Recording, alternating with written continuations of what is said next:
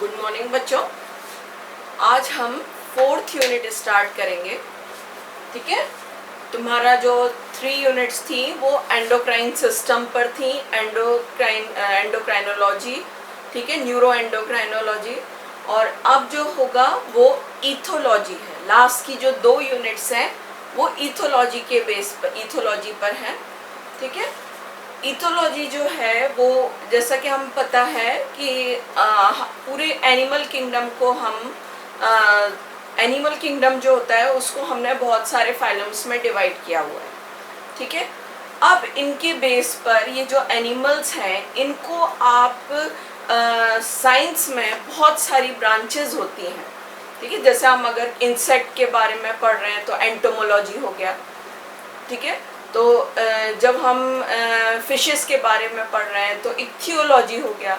तो एक पर्टिकुलर चीज़ पर जब स्टडी होती है तो वो आपका वो कहलाता है, आप उस पर्टिकुलर साइंस में, तो हम जब साइंस की वो ब्रांच जिसमें हम, या वो शाखा जिसमें हम जंतुओं या एनिमल्स के व्यवहार या बिहेवियर को स्टडी करते हैं।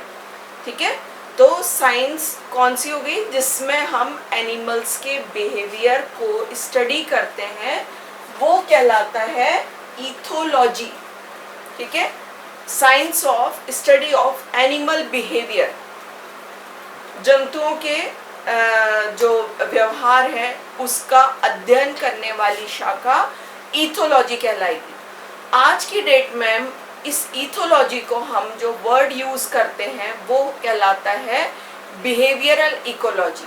ठीक है, ये देखो बिहेवियरल इकोलॉजी। बिहेवियरल इकोलॉजी मतलब होता है कि आज अगर हमें किसी एनिमल का, किसी भी जंतु का अगर बिहेवियर देखना है या व्यवहार का अध्ययन करना है तो हम क्या करते हैं, उसको उसके एनवायरनमेंट के साथ भी, पर्यावरण के साथ भी उसको लेकर चलते हैं कि वो एनवायरनमेंट से कैसे रिलेट कर रहा है। तो ईथोलॉजी को आज की डेट में बिहेवियरल इकोलॉजी कहते हैं।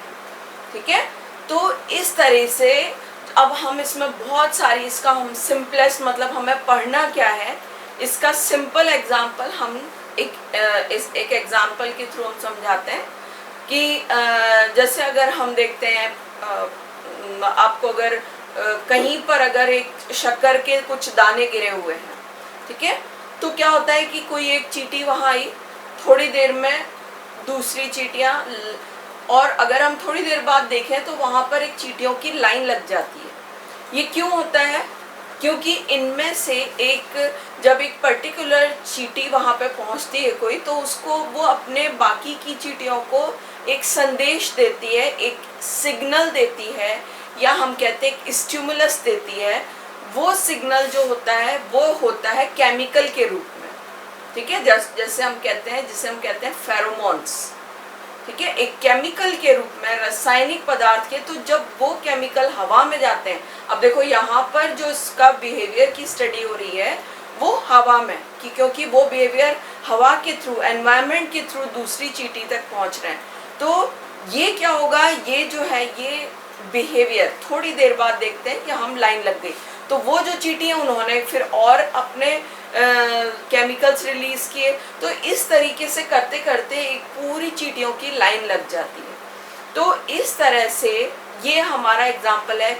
इसमें हम जो ईथोलॉजी, जो साइंस है बायो की, इस ईथोलॉजी के अंदर हम ये स्टडी करेंगे कि एनिमल्स का अपने एनवायरनमेंट से वो कैसे, अपने वातावरण से कैसे वो एक रिएक्शन दे रहे हैं, कैसे प्रतिक्रिया दे रहे हैं।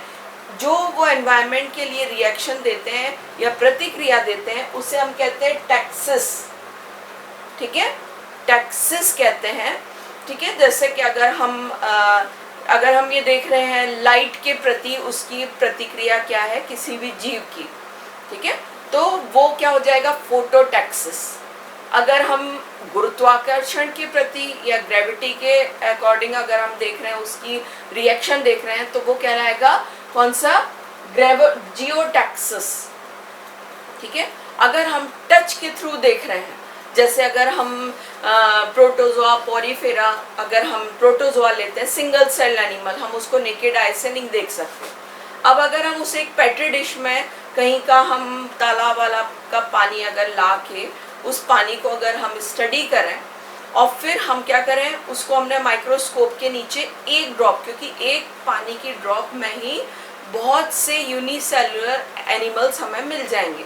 तो जैसे ही हम उसको पानी को अगर टच करेंगे, जस्ट एक निडल से आप टच कराओगे उस ड्रॉप को, तो क्या होगा, वो पानी में जो पैरामीशियम है या अमीबा है, ये क्या होंगे, ये उससे दूर जाने लगते हैं। तो ये जो टच के थ्रू हम जो प्रतिक्रिया या टैक्सिस होती है, ये कहलाती है थिग्मोटैक्सिस। ठीक है। अब जैसे अगर प्रैक्टिकल्स होते हैं तुम्हारे, तो उसमें इस टाइप के प्रैक्टिकल हैं कि आप कैसे उसको स्टडी करोगे। जैसे हम कहते हैं कि अगर हम गेहूं के जो कीड़े होते हैं, ट्राइबोलियम कहते हैं, ठीक है, तो गेहूं में जो कीड़े हैं उनमें हम फोटोटैक्सिस का हम उसका स्टडी करते हैं कि ये जनरली वो जो गेहूं के कीड़े होते हैं, ध्यान दिया होगा, ये लाइट से दूर भागते हैं, अंधेरे की तरफ जाएंगे।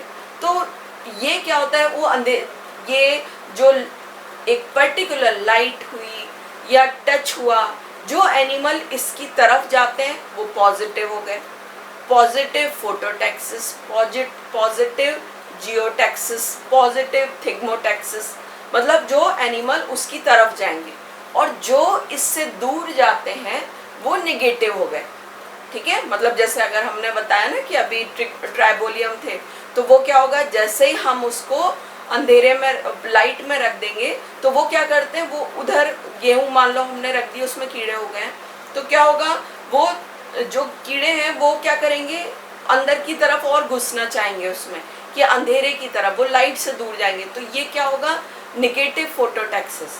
ठीक है। तो इस तरीके से हमको स्टडी करना है उनके बिहेवियर का, कि वो किसी चीज के लिए या स्टिमुलस के लिए, वो स्टिमुलस लाइट भी हो सकता है, टच भी हो सकता है, केमिकल भी हो सकता है, ठीक है, कुछ भी हो सकता है। तो ये किसी स्टिमुलस के लिए कैसे उसको अपना रिएक्शन देते हैं, फिर वो एनवायरनमेंट, एक बार रिएक्शन देने के बाद उनके एक्सप्रेशन कैसे होते हैं।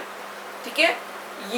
तीसरी चीज कि वो जब इस टाइप से जब बिहेवियर कर रहे हैं तो उनकी बॉडी के अंदर क्या क्या चेंजेस हुए, मतलब वो कुछ फिजियोलॉजिकल चेंजेस हुए, वो देखते हैं। तो इस तरह से इथोलॉजी के अंदर ये इंटरेस्टिंग एक ब्रांच है साइंस की, जिसमें हमें बहुत सारी चीज़ों की स्टडी करनी है। जैसे नाम सुना होगा बायोलॉजिकल क्लॉक, ये हम इसमें पढ़ेंगे। जैसे हमारा बिहेवियर है, हम अगर एक पर्टिकुलर टाइम पर हमें सोने की आदत है, तो वो उस पर्टिकुलर टाइम पर हमें नींद आने ही लगती है। ठीक है। हम रात को 10 बजे सोते हैं, सुबह 5 बजे उठते हैं, तो उसी टाइम आपकी नींद आएगी और खुलेगी। तो ये एक बायोलॉजिकल क्लॉक है। दोपहर में आपको सोने की आदत है, तो आपको उस टाइम क्या होगा, उस समय नींद आना स्टार्ट। तो ये या आप जो हम कहते हैं ना कि अगर यहाँ पर रात है, अमेरिका में दिन है, तो जब आप वहाँ दिन में रहोगे यहाँ से जाते ही, तो आपको क्या होगा, उस समय नींद आएगी, क्योंकि अभी आपकी बायोलॉजिकल क्लॉक उसके अकॉर्डिंग फिक्स नहीं हुई है। कुछ दिन आप बाहर रहते हो तो आप उसके अकॉर्डिंग फिक्स हो जाते हो। तो ये जो इस टाइप के बिहेवियर होते हैं कि हम जो जैसे डॉग्स कैट में पढ़ते हैं कि कोई, हम देख के बता सकते हैं कि ये कुत्ता या बिल्ली है, ये बहुत एग्रेसिव मूड में है, या ये बहुत शांत है, या ये कुछ खाने की इसको ज़रूरत है। हम किसी पेट को या पालतू जानवर को पालते हैं, तो पालते समय हमें पता चल जाता है कि भाई इस समय इसको भूख लग रही है, इस समय से फ्रेश होने की ज़रूरत है, या इसका बिहेवियर देख के हम पहचान जाते हैं।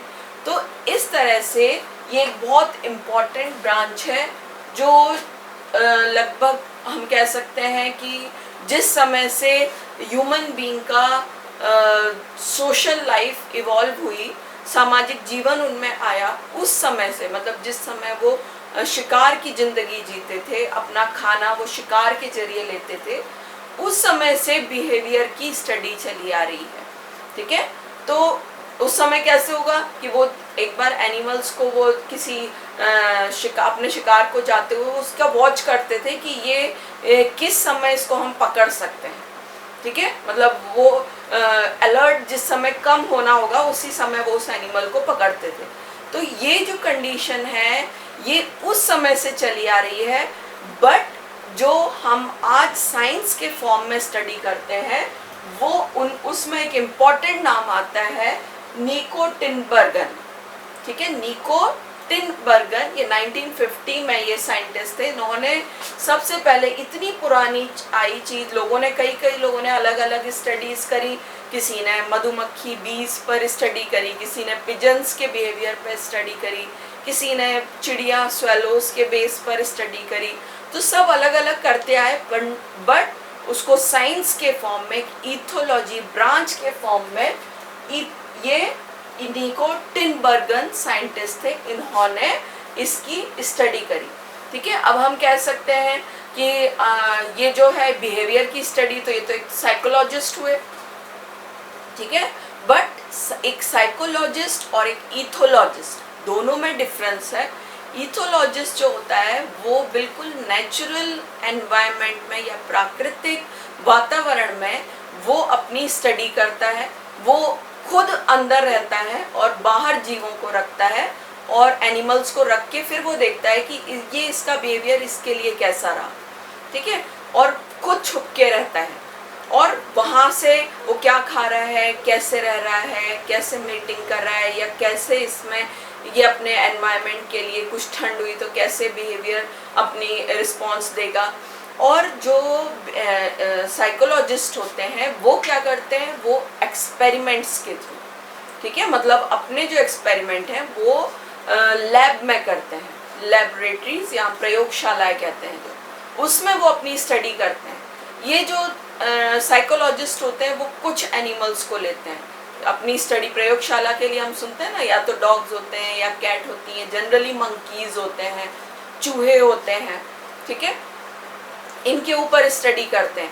बट जो एनवायरनमेंटलिस्ट या इथोलॉजिस्ट होते हैं वो प्रोटोजोआ से लेकर मैमल्स तक सबकी स्टडी करते हैं। जैसे अभी मैंने बताया था ना कि हम पानी की एक बूंद में अगर हम सिर्फ सुई एक टच कर देंगे तो उसके अंदर के पैरामीशियम मूव करेंगे। तो ये क्या हुआ, जो इथोलॉजिस्ट हैं वो इन सब की स्टडी करते हैं, बिल्कुल माइन्यूट से लेके एक ऑर्गेनिज्म की। ठीक है, तो ये इनका इम्पोर्टेंट काम है। जो साइकोलॉजिस्ट होते हैं वो क्या करेंगे, वो बॉडी के अंदर को, मतलब जो स्ट्रक्चर फिजियोलॉजी होती है उसको रिलेट करते हैं एनिमल्स से। और ये जो है, जो इथोलॉजिस्ट होते हैं जनरली एनिमल के बिहेवियर, उनके एक्सप्रेशन, इन सब को स्टडी करते हैं।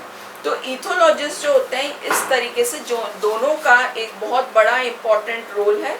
और जनरली ये जो रहेंगे ये किसी भी बेस पर अपना काम को, मतलब जैसे हम कहते हैं कि जो इथोलॉजिस्ट होते हैं वो स्टिमुलेशन देके, कुछ उद्दीपित करके या कोई एक उनको एक ट्रिगर देके फिर स्टडी करते हैं कि ये चीज़ ऐसे हुई तो क्या हुआ। जैसे ब्रेन का उन्होंने एक एनिमल का एक पार्ट हटा दिया और फिर उसकी स्टडी करी कि अब ये बिहेवियर इनका कैसा हो रहा है। ठीक है, तो इस तरीके से इथोलॉजिस्ट और साइकोलॉजिस्ट में हम ऐसे देखें तो दोनों का एक ही काम है, बिहेवियर की स्टडी, बट दोनों का एक जो वर्किंग एरिया है वो अलग अलग है। ठीक है, तो इस तरह से हमने जैसे बताया कि ये जो इसकी अगर हम हिस्ट्री देखें इथोलॉजी की तो ये बहुत पुरानी है। तो जैसे 372 BC में एरिस्टोटल, नाम सुना ही होगा, अरस्तु, जो एरिस्टोटल हम जो कहते हैं, ये एरिस्टोटल जो थे इन्होंने एनिमल के बिहेवियर का विस्तृत अध्ययन या डिस्क्रिप्शन दिया और उन्होंने एक बुक लिखी थी हिस्टोरिया एनिमलक्यूल। ठीक है, जिसमें एनिमल्स की हिस्ट्री के बारे में, उनके बारे में बताया था कि कैसे वो डेवलप हुए और कैसे उनका बिहेवियर उन्होंने बताया कि किस टाइप से वो बिहेवियर करते थे। तो काफ़ी कुछ जो पुराना चीज़ उनके बारे में मिलती है वो हिस्टोरिया एनिमलक्यूल उनकी एक बुक थी। ठीक है, फिर उसके बाद आते हैं 17th सेंचुरी में विलियम हार्वे। ठीक है, ये विलियम हार्वे जो थे इन्होंने नेस्ट बनाने, जो घोंसले होते हैं, जो एनिमल्स होते हैं वो अपना, अब देखते हैं ना हम, चाहे उनको एनिमल्स को सिखाने की ज़रूरत नहीं पड़ती। वो जो घोंसले होते हैं, वो एक बर्ड जब एडल्ट हुई वो अपने घोंसले खुद बनाने लगती है, उसको कोई नहीं सिखाता। तो ये जो नेस्टिंग होती है, या हम कहते हैं घोंसले बनाने की जो प्रोसेस होती है, उस पे उन्होंने डीप स्टडी करी थी और कई बर्ड्स पे बर्ड्स के बिहेवियर पर, क्योंकि बिहेवियर तो जैसा हमने बताया पैरामीशियम से लेके मैमल्स तक हर एक का बिहेवियर हो सकता है। तो उन्होंने विलियम हार्वे ने स्पेशली बर्ड्स पर उनकी नेस्टिंग की प्रोसेस पर स्टडी करी थी। नेक्स्ट हम आते हैं गैलन। गैलन ने 1840 इन्होंने जो बताया था, उन्होंने एनिमल्स की स्टडी करी, ठीक है, और जो कि एनिमल्स जो होते हैं वो अपने स्टिमुलस के लिए किस टाइप से बिहेव करेंगे वो उसको बताया था। गिलबर्ट वाइट 1772 से 1783। गिलबर्ट वाइट जो थे उन्होंने स्वेलोज जो थी उनके बिहेवियर, व्यवहार पे अध्ययन किया। जैसा मैंने बताया था, हर एक साइंटिस्ट ने एक पर्टिकुलर एनिमल को पकड़कर फिर उसकी पूरी स्टडी करी कि वो किस तरह से बिहेव कर रहे हैं, तो एक एक चीज का उनका अध्ययन किया। तो गिलबर्ट वाइट को थे। चार्ल्स डार्विन, अब इनका बहुत बड़ा रोल आता है एनिमल बिहेवियर को स्टडी करने में। 1872 चार्ल्स डार्विन, ये जो थे इन्होंने किसके बारे में, इन्होंने अपनी बुक लिखी थी the expression of the emotion in man and the animals. Man और एनिमल्स में वो अपने इमोशन को कैसे एक्सप्रेस करते हैं। तो जनरली जो उसके 3 कॉन्सेप्ट थे वो था, जैसे हमें पता है चार्ल्स डार्विन का नेचुरल सिलेक्शन। वो हमें पता ही है कि अगर जो चीज नेचर सिलेक्ट करती है कि ये चीज अगर वो एनिमल उसके अकॉर्डिंग है तो वो नेचर उसको सिलेक्ट कर लेती है। मतलब अगर वो नेचर के अकॉर्डिंग एनिमल नहीं है, जो हम कहते हैं सर्वाइवल ऑफ द फिटेस्ट, जो फिट है वो बचेगा, जो अनफिट है वो खत्म हो जाएगा। तो नेचर सिलेक्ट करती है according to Charles Darwin. Instinct, हर जीव में अंदर से एक अंतरात्मा, जो हम वर्ड कहते हैं, इंस्टिंक्ट होती है, उससे वो दूसरे एनिमल का बिहेवियर को स्टडी कर सकता है। तीसरा, इवोल्यूशनरी कंटिन्यूटी, मतलब कोई एक अगर बिहेवियर है तो वो दूसरे, जैसे हम नेस्टिंग बिहेवियर कहते हैं, तो वो नेस्टिंग बिहेवियर एक बर्ड से दूसरी बर्ड में अपने आप चला जाता है, सिखाते नहीं है। तो ये इवोल्यूशनरी कंटिन्यूटी की उत्विकास की सततता, जो भी इवोल्यूशन चल रहा है उसमें एक कंटिन्यूटी रहती है, सततता रहती है, ठीक है। तो ये चार्ल्स डार्विन हो गए। इसके बाद आते हैं जॉन रेमनस। जो ये जॉन रेमनस थे ये चार्ल्स डार्विन के ही स्टूडेंट थे और इनके जो इनका मेन काम था वो किस पे था, जो डार्विन थे उनकी स्टडीज पर इन्होंने और आगे इसमें हेल्प करी, ठीक है। और जनरली इनका जो काम था वो एनिमल इंटेलिजेंस पे था, क्योंकि ये हमारा जो भी बिहेवियर है वो ब्रेन से रिलेटेड है। तो एनिमल, जंतु जो है उसकी बुद्धिमत्ता, उसके ऊपर उनकी पूरी स्टडी थी। John Romans. लास्ट इसमें आते हैं चार्ल्स ओ वाइटमैन, ठीक है। चार्ल्स ओ वाइटमैन जो थे इन्होंने पिजन्स और जो हम कहते हैं डव, उनके ऊपर स्टडी करी थी स्पेशली। तो इस तरह बहुत से अलग अलग साइंटिस्ट हैं जिन्होंने किसी पर स्टडी करी। बट जो इथोलॉजी है उसमें 3 मेन साइंटिस्ट हैं जिनका बहुत बड़ा योगदान, या हम कहते हैं उनका इथोलॉजी या एनिमल बिहेवियर की स्टडी में बहुत बड़ा रोल था। वो 3 साइंटिस्ट, इन तीनों को एक साथ नोबेल प्राइज 1972 में मिला था, ठीक है। नोबेल प्राइज मिला for ethology, study of animal behaviour.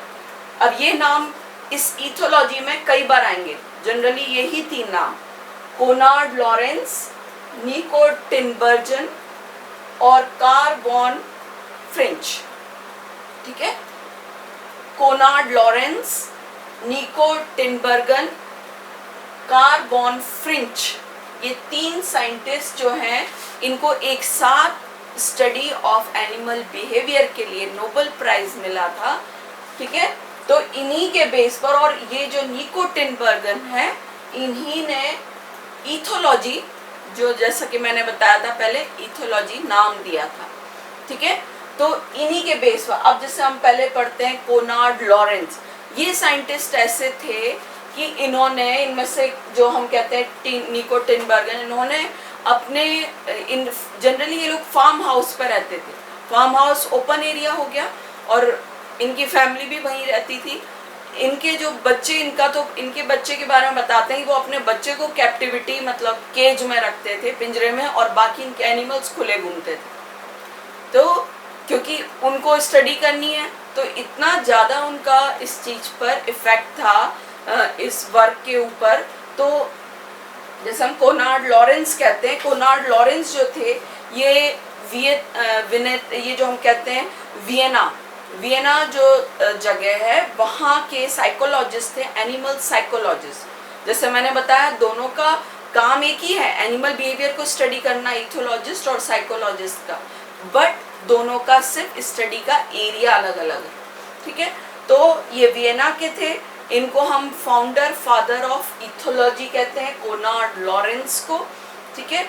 ये इन्होंने जो है इम्प्रिंटिंग, जो हम बचपन में जो सीखते हैं, जैसे एक बच्चा है वो अपने आप ही मिल्क सक करना सीख जाता है मदर का, तो ये कैसे होता है, ये कोई सिखाता नहीं है। तो ये जो चीज़ बाय बर्थ होती है वो इम्प्रिंटिंग, तो इन्होंने कोनार्ड लॉरेंस जो थे, इन्होंने बचपन में ही जो आनुवांशिक रूप से जो बिहेवियर चला रहा है उसकी स्टडी करी थी, ठीक है। इनकी जो पॉपुलर बुक्स हैं उनमें आती है ऑन एग्रेशन, ठीक है, king Solomon Singh, man needs dog, इनकी इम्पॉर्टेंट बुक्स हैं। निको टिनबर्गन, इनके बारे में जैसे मैंने बताया, ये खुद ही उसमें बच्चे को केज में रखना पड़ता था इन्हें, ठीक है। तो ये जो थे ये हॉलैंड के जूलॉजिस्ट थे और इन्होंने बटरफ्लाइज, डिगर वास्प और 3 स्पाइनलेट, ये जो हम स्टिकल बैक जो होती हैं, ये इसके बारे में भी एग्जाम्पल हम आगे पढ़ेंगे इसमें, तब ये नाम सब रट जाएंगे आप लोगों को, ठीक है। और इनके नेचुरल बिहेवियर, मतलब जो इनका कैसा नेचुरल प्राकृतिक इनका व्यवहार है और आवास, इसके बारे में इन्होंने स्टडी करी थी, ठीक है। और इन्होंने भी कई बुक्स लिखी। कार्ल वॉन फ्रिंच जो हम कहते हैं, ये जर्मनी के साइंटिस्ट थे, ठीक है। और इनका जो मेन इंटरेस्ट था कार्ल वॉन फ्रिंच का, ये इंटरेस्ट किस पे था, बीज, मधुमक्खी पे। तो ये मधुमक्खी के व्यवहार का अध्ययन करते थे, ठीक है। और इन्होंने जो फिशेज होती हैं, मधुमक्खी के साथ ही फिशेज में, मछलियों में इन्होंने सुनने का और कलर विजन का इस जो बिहेवियर होता है उसकी स्टडी करी थी, ठीक है। तो इस तरह से इन सब में जो हमने इम्पोर्टेंट चीज़ देखी कि हर साइंटिस्ट जनरली एक पर्टिकुलर एनिमल या पर्टिकुलर टॉपिक को लेकर एक पर्टिकुलर लाइन पर काम करता है, ठीक है। तो ये जनरली हम इनका हिस्ट्री हमने थोड़ी पढ़ी, ठीक है। नेक्स्ट क्लास में हम पढ़ेंगे बिहेवियर का, स्टार्ट करेंगे।